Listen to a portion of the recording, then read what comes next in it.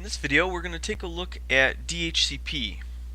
I've already installed the DHCP role on my server, which is on my parent partition of Hyper-V, and I have a virtual server here named server 3 that is a child partition. My parent partition and my child partition both have adapters on an internal Hyper-V switch. So you can basically think of these as two computers that are isolated and they're plugged into their own switch that just these two are on right now. My main server and then this server, which is actually acting kind of like a client in this case. So first thing, I'm going to take a look at my IP address on my parent partition, and my IP address is 192.168.1.1 with a 255.255.255.0 subnet mask. In this case, I don't have a default gateway because the internal switch doesn't have a way out to the rest of the world. That's for my external switch. So you can think of this as a small isolated network. And the only adapter on this computer is also on that internal switch. If I look at my adapter settings, there's one adapter right here. And if we did an IP config, you'll see that it's pulling an address 169.254.164.138. What this is telling me is that this client is trying to pull an IP address from DHCP, but there's no DHCP service providing addresses on that network. At least not yet. Now we're going to remedy that. I have my DHCP console open here, and for IPv4 I'm going to create a new scope. A scope is a range of IP addresses on a subnet or a network, and I'm going to configure this so my server starts handing out addresses, including to this server right here. It's fairly simple to create a scope as long as you have a good idea of how IP addresses and subnets and subnet masks work, and you have an idea of the addresses that you want to hand out. I'm going to name this scope internal because it relates to my internal switch. And now I have to give out a range of IP addresses. Now looking back at my IP address configuration here, 192.168.1.1, 255.255.255.0. Pretty common network to play around with. So I know that I'm using a Class C size scope. So I want 192.168.1. something to be handed out here. Now I wouldn't want .1 to start because that's actually the address of my server. And if there's any other addresses that you would want to exclude, you would want to specify them here. So for simplicity's sake, I'm going to start at 101. And I'll go to 192.168.1.199. That's going to provide me a pretty good number of addresses. And you can see your subnet mask length is correct here, but if you're using a different prefix that isn't on the /24 network, isn't in the Class C range, you can change it here. Or if you're using a custom subnet mask, you can change it using the CIDR notation or the length, or you can change it with the subnet mask. The next screen in my wizard allows me to add exclusions. These would be addresses that I absolutely don't want to hand out. So just for kicks, I'm going to throw one in here just to demonstrate how this works. I'm going to say, I'm going to change my mind. I don't want to hand out 192.168.1.101 all the way up to 192.168.1.20. We'll add in that range to leave out.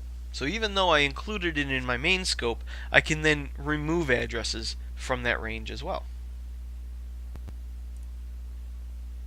I can specify how long the leases will last. By default it's 8 days. And that's a fine lease time, but this could be adjusted. If you're on a network where a lot of users come and go, maybe a public Wi-Fi or something like that, you might want to adjust this to significantly lower. And then we're asked if we want to configure the DHCP options for the scope, and I'm going to say yes. Now on my network I don't happen to have a way out. I'm using an internal network. But if I did have a default gateway, I could specify it here. I'm going to leave that one blank because that one does not apply to my scenario, but it would be easy to add that in.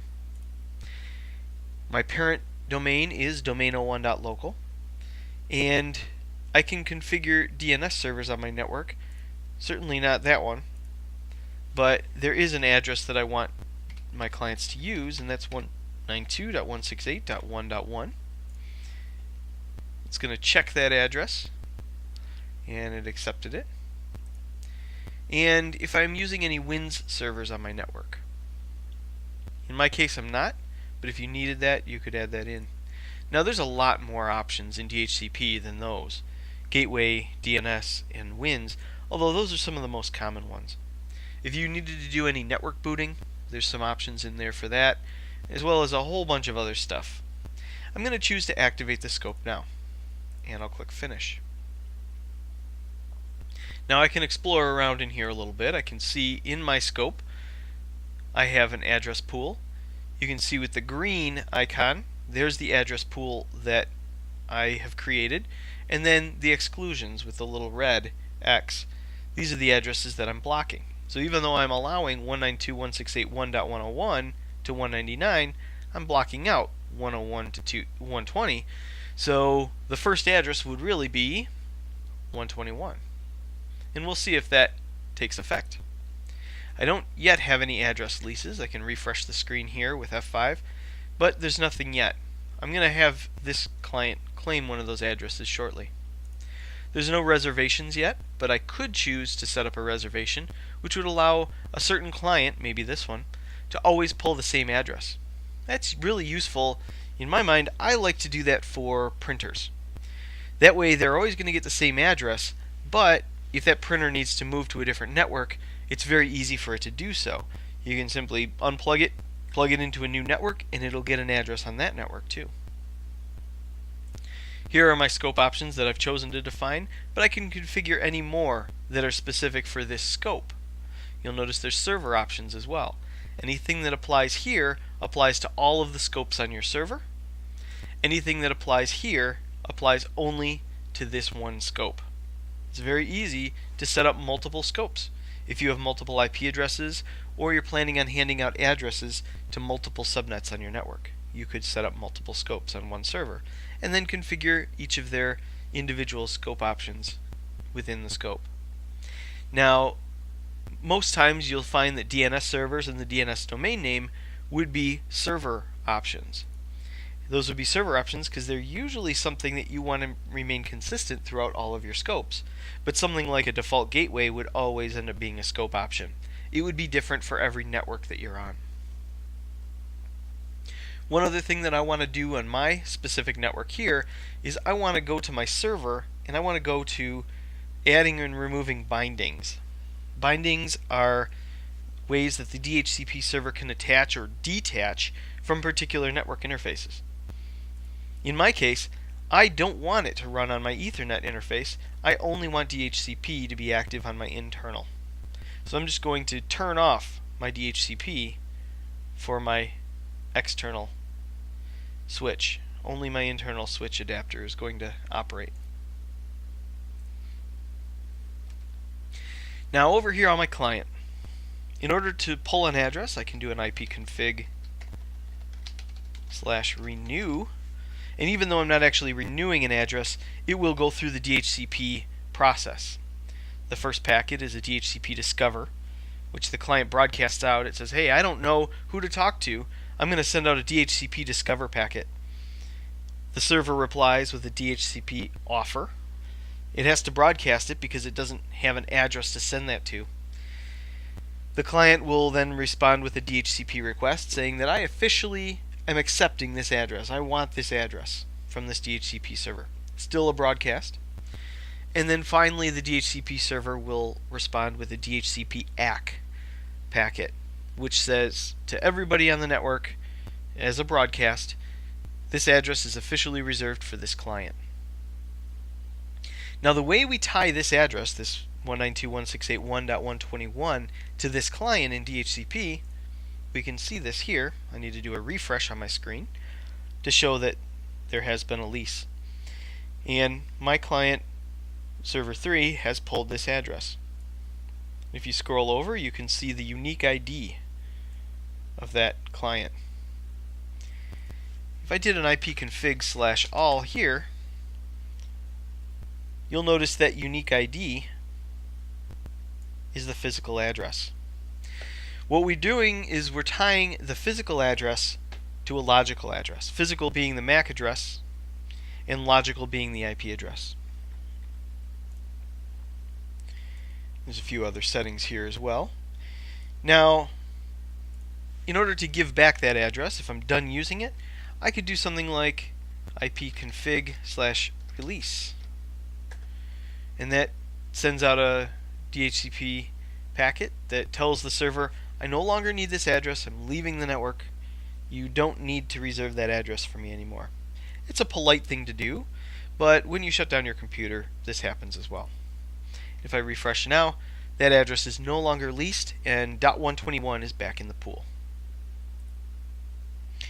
Jumping back up here, I want to take a look at this MAC address that I'm using.